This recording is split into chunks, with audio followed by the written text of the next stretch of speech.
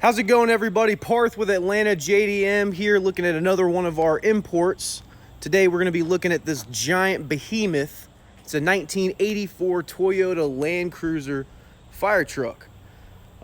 Before we get into it, I am just going to do a quick lap. As always, ignore the little sticky notes. I just spent the last hour translating every little bit of Japanese on there. We'll go over all that in just a second. Believe it or not, it does fit in the shop. You see the little baby fire truck. We'll do a video on that one probably tomorrow. I don't think this was actually in the city putting out fires, but it definitely was used as a fire vehicle.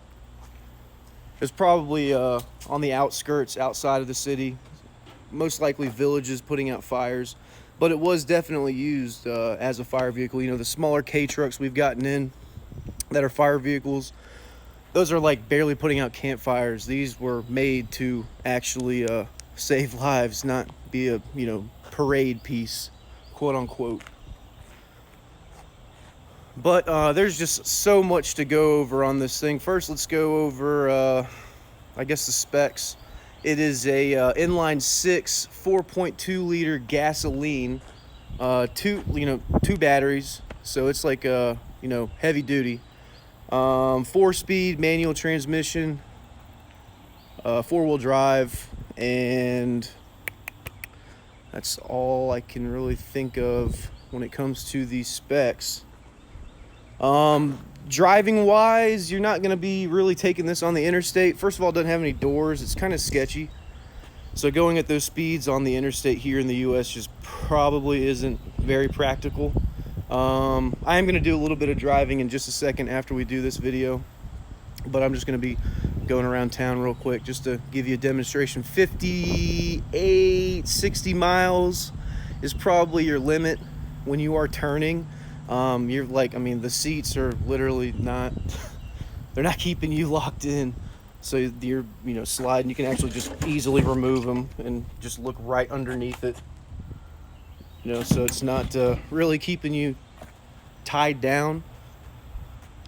But it's still a freaking fire truck, and it's gigantic, and it's freaking awesome, and coronavirus sucks, and I've only been able to take it to one car show. The ladder, original little Japanese ladder that we use to get on top of the shop. I didn't get on it, but Will did, and God, I can't believe it actually was sturdy enough for him to climb up. But we did get brand new tires. The tires were almost freaking grand. What size were they? 15s. And the way, they're just one of two brands. One's almost $1,000, the other one's like $15 shy of $1,000. So it's with installation, obviously. This vehicle does not have any rust on it. Given the age, it has really good paint too. It's not perfect. You can see some of what I'm talking about right here. And that's kind of just spread out in little parts of the truck. So, it's not like perfect, but the stickers are in really good condition still. Rick actually made the mistake of putting a magnet on the hood, and at the only car show we've taken it to, which was Caffeine and Octane, and after baking in the sun, it was just a mistake. We're going to try and get it cleaned up, and worst case scenario, just touch up, spray it, make it look better. So I guess we can go over how this thing freaking works. So these directions, it's all numbered. It's missing some of the steps because it goes 1, 2, 3, and then skips to 5, 6, and then misses 8. And I don't know the exact numerical, what numbers are missing. But this side, 1, 2, and 8 are the exact same on the other side. So we'll start on that side. We'll start with numero uno. So 1, water discharge lever, which is going to be these two bad boys right here. You're going to see this frequently. Left is open, right is closed.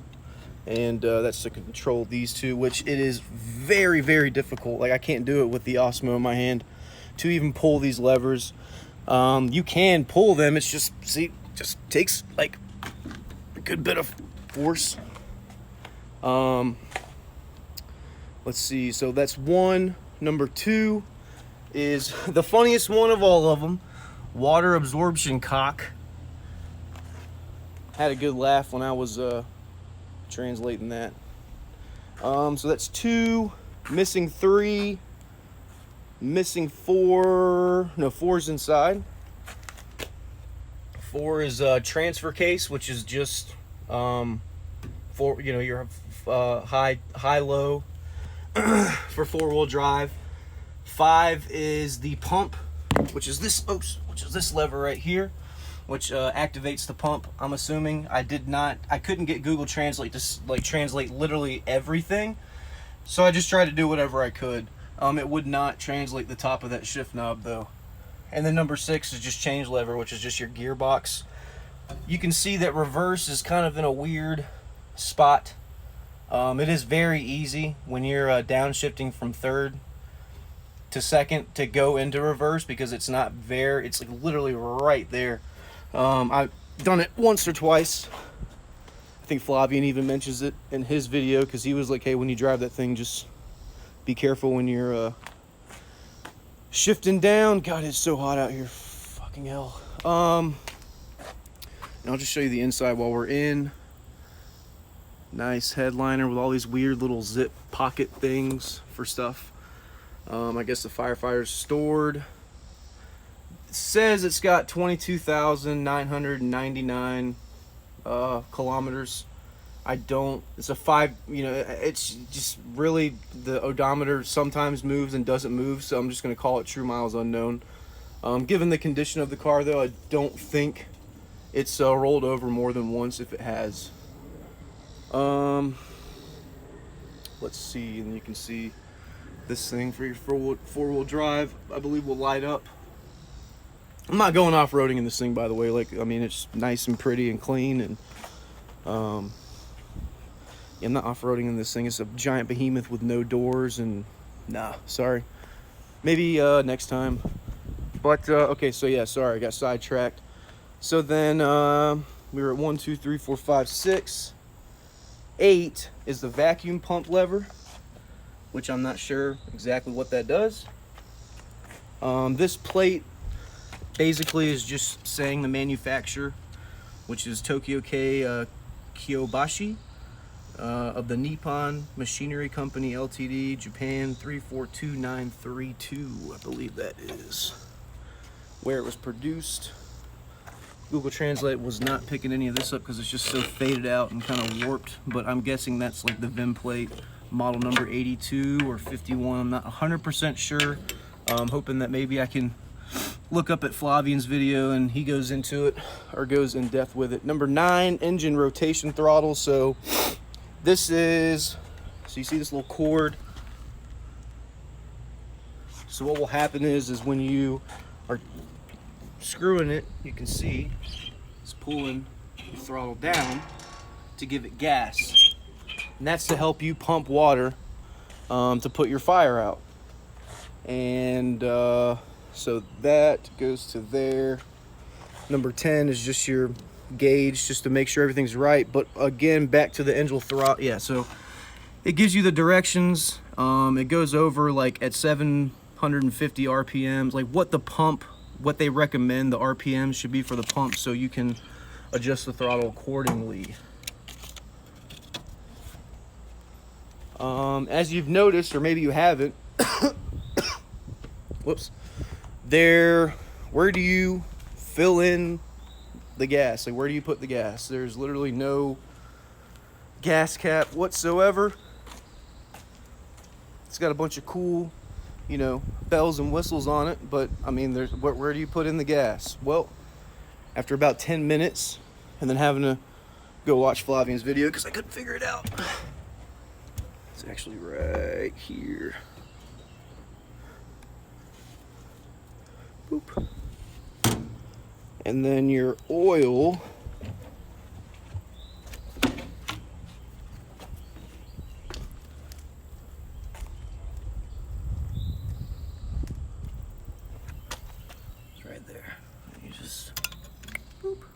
filled in.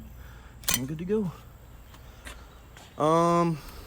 Some more directions on the inside. So I will show you how loud the siren is. It's obnoxious. I actually had my neighbor just come out and ask what the hell just happened. He's gone, thankfully, now. The PA works. The light will rotate, but the bulbs are out. And we're trying to figure out how and where. It's not exactly a part on Amazon or a part that you can just look up. So it's taking us some time to find that out. But it does rotate. PA does work. And down here in the footwell is another siren. So you can use the one on here, which is coming from this horn, which is loud as shit, or you use the one in the footwell, which is like the old school fan, you know, like you've seen them in cartoons and stuff where you wind them up, and that's this one. And you can see kind of the fan or the propeller, which, you know, when I do it, I'll try to zoom in and show you guys. Keep getting sidetracked. There's just so much shit to go over on this thing. It's just, I don't know. Like, that's the first thing everyone said was like, why'd you import a fire truck? And, you know, it's just, why not? Everyone's got a fucking Supra or Skyline now. So on these knobs, it wouldn't translate everything. The top one is the light color, so I'm assuming it adjusts the light color from this little yellow box, which is right here.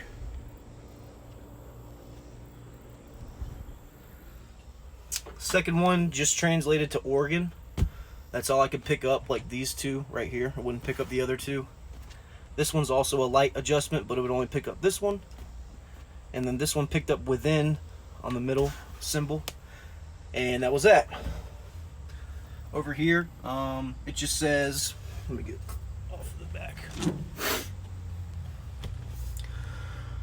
All right, so over here,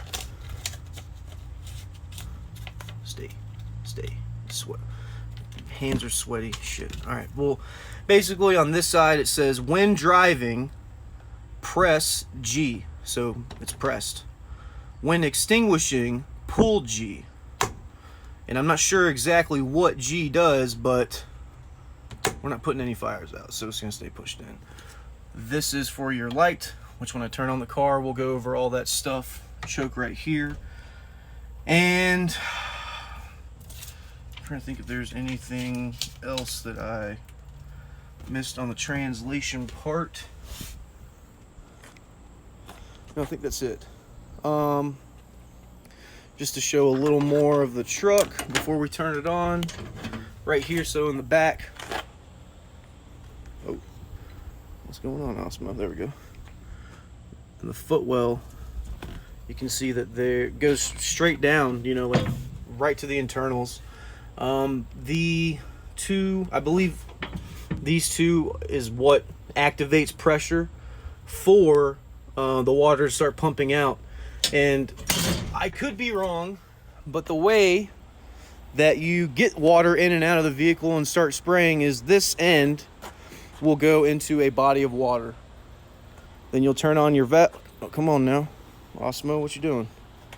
So you'll put that in a body of water, turn on all the levers, turn on the pressure, make sure the pressure's all good, make sure the truck is running, and then the water will go through, do its thing, which I can't really explain because I don't know for sure exactly. I'm just guesstimating, which then will go through here, which then this hose is the one that you use to put out whatever fire you're wanting to put out.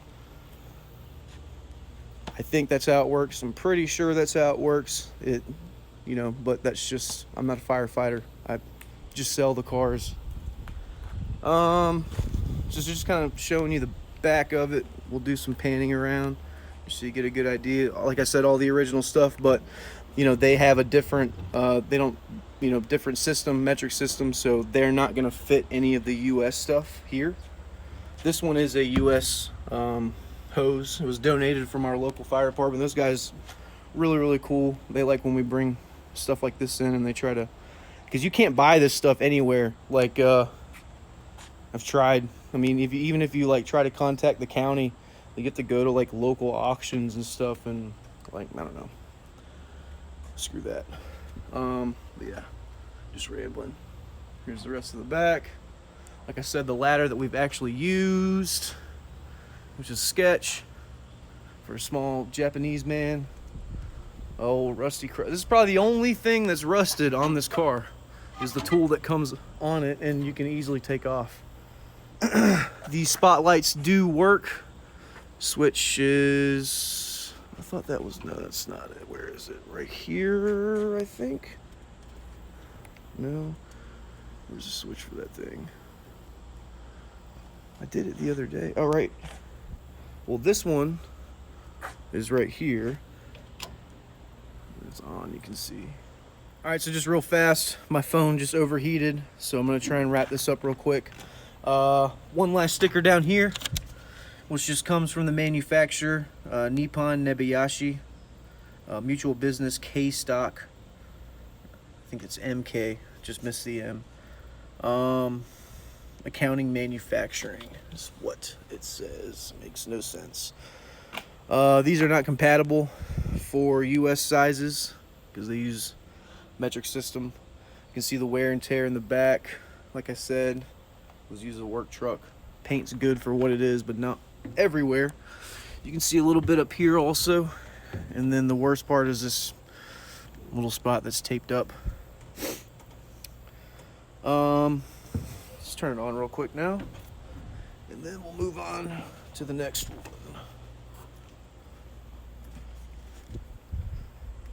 Let's see.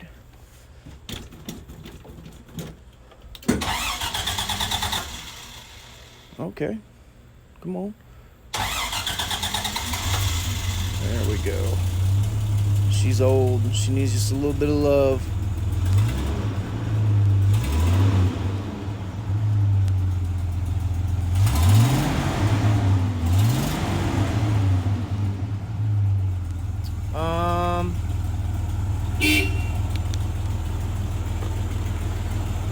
That's good. Pop this. Then you can see, I'll show you the throttle, or the engine rotation throttle.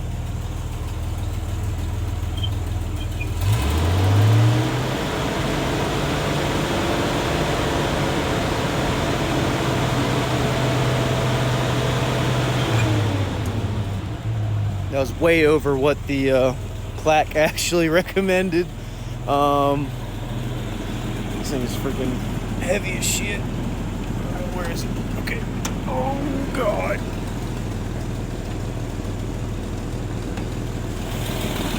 Boom!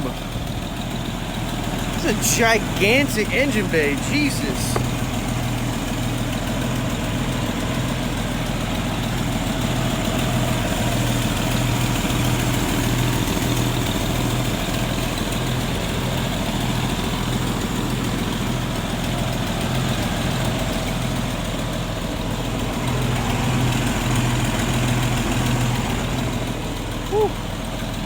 It's a big boy. Let me turn this off.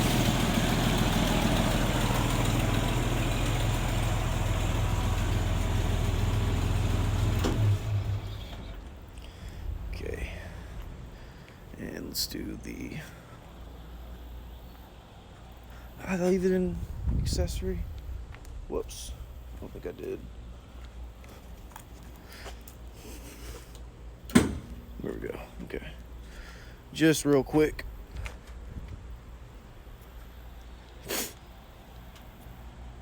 Okay, so this is off. Turn the volume up just a little bit. Okay, so this is off. This is your PA.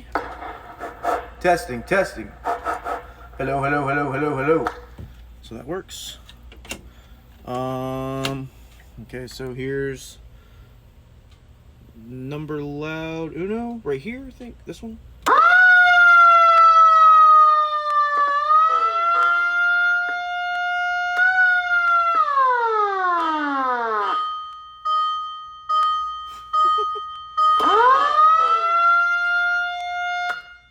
That is freaking so loud. What do these do? Oh, that's how many. Okay. I think that's the chimes. Dum dum.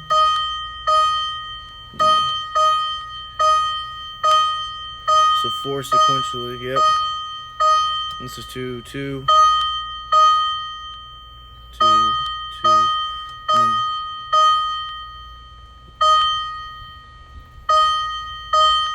Yeah, that's right. So that just shows what all right, that's loud as shit. I'm gonna get in trouble. All right, so here is the even louder one down there, and I'm going to try to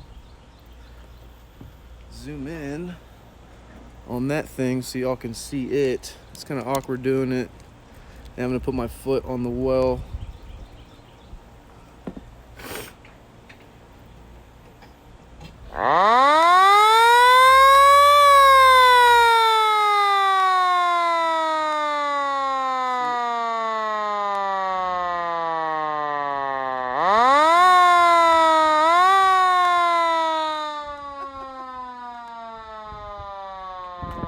Just stupid loud. But yeah, let me zoom out. Whoop.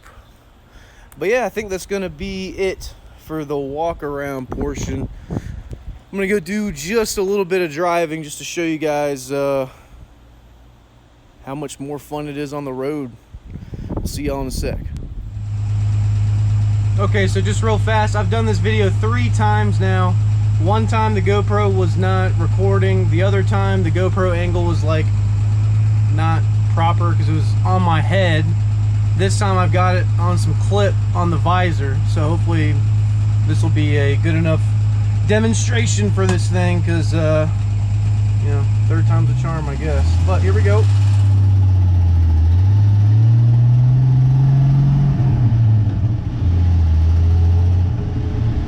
I think we should go left. Hopefully it's not too busy on Keith Bridge. Oh, we're gonna be stuck here for a minute now. Dang, so just going right. Hopefully the sound quality is good too. You know, this not having any doors in it, wind's probably gonna be kind of shitty, but I'll deal with it.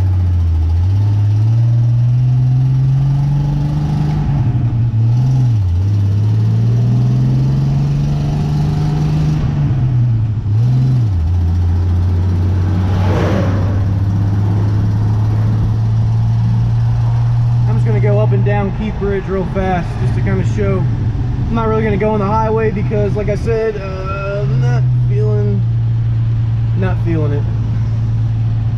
Like I said, this thing tops off at like 55, 60-ish, being generous.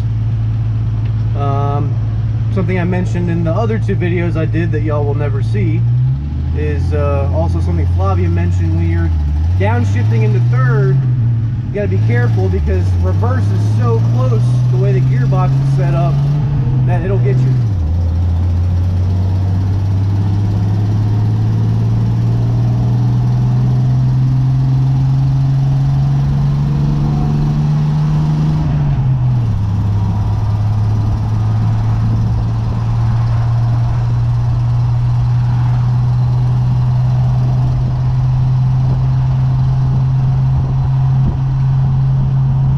The visor gets bouncy, it's just windy. I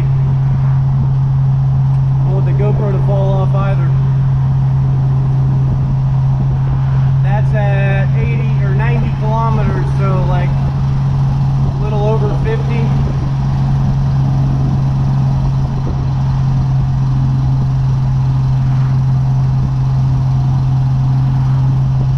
Thing's cruising though.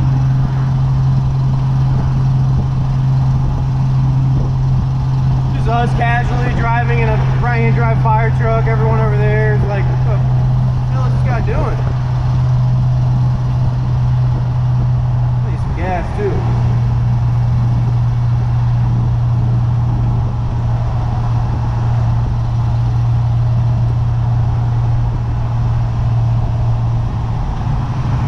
Yeah, that's what I was afraid of. All the traffic coming back isn't going to be too fun, so we might turn off over in this late burrito. I just wanted to pick up some speed in this thing and show you guys that it cruises.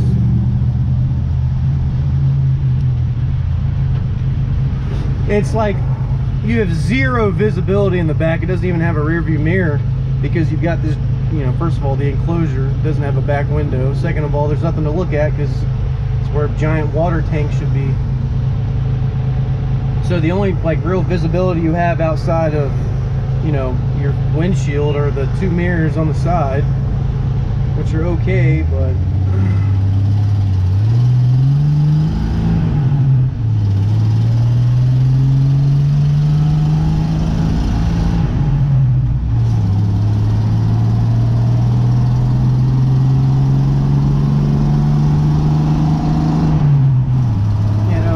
sitting in all this, we're just going to turn around really right up here, honestly.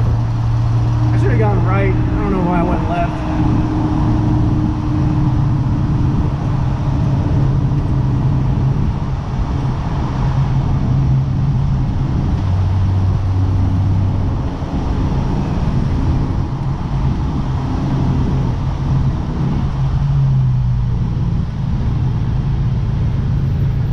Yeah, I'm not sitting in all that.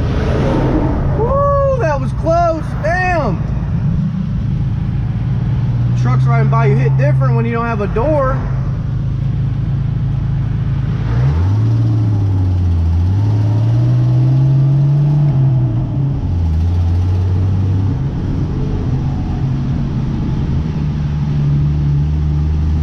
Lake Burrito, like the best place to eat lunch if you're in the middle of nowhere, Cumming, Georgia. We're just gonna go right back.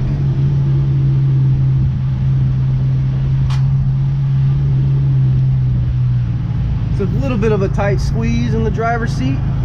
If you got a little extra love, you know. And someone's getting cut off. You.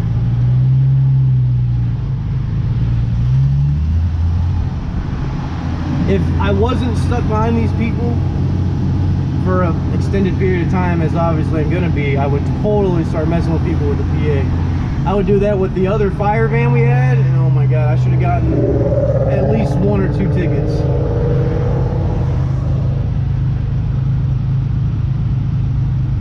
I'm guessing we'll make it in like 2 lights, 3 lights.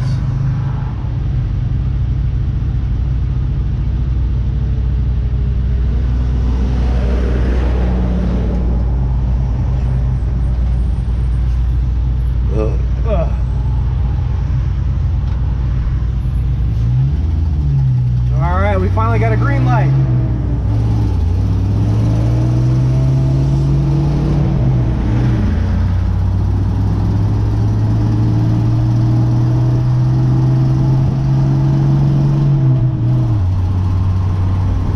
Yeah, I just really hope the GoPro isn't shaky with the way it's set up, but it'll have to do because I'm not doing this video again.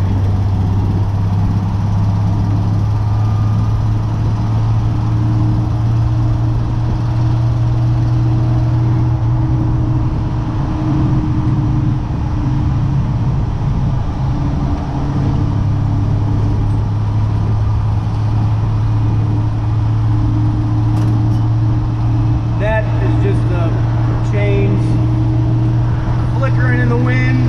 Let's see if we can get to 60.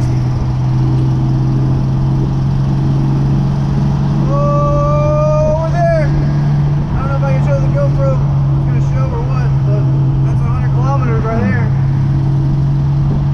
100 kilometers in 4th gear at 32,000 RPM. Not the smoothest ride. It's a little sketchy. It'll go there. Now it's, you know, back at 90 kilometers. Yeah, I'm not gonna be don't want to push it too much.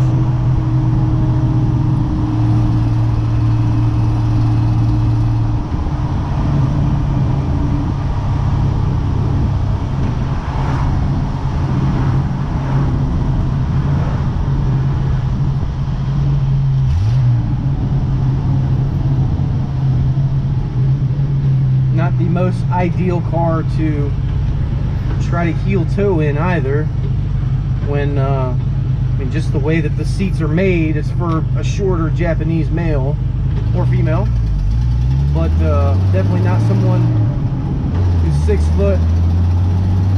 I mean, you know, it's manageable, but it's just, my foot is just propped up. It's gonna get sore eventually.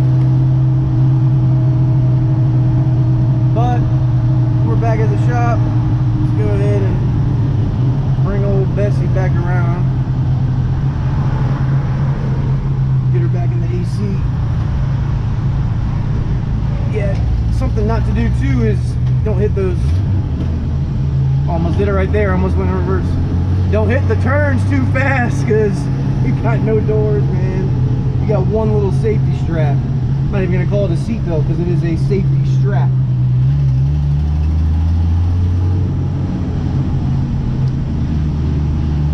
But I'm gonna go ahead and park her in, call it a day, and hopefully, you know, this was a good demonstration. Hopefully the walk around was a good demonstration. Hopefully we answered anybody's questions. And if you have any other questions, feel free to reach back out to us. But we'll see y'all next time. Thank you so much.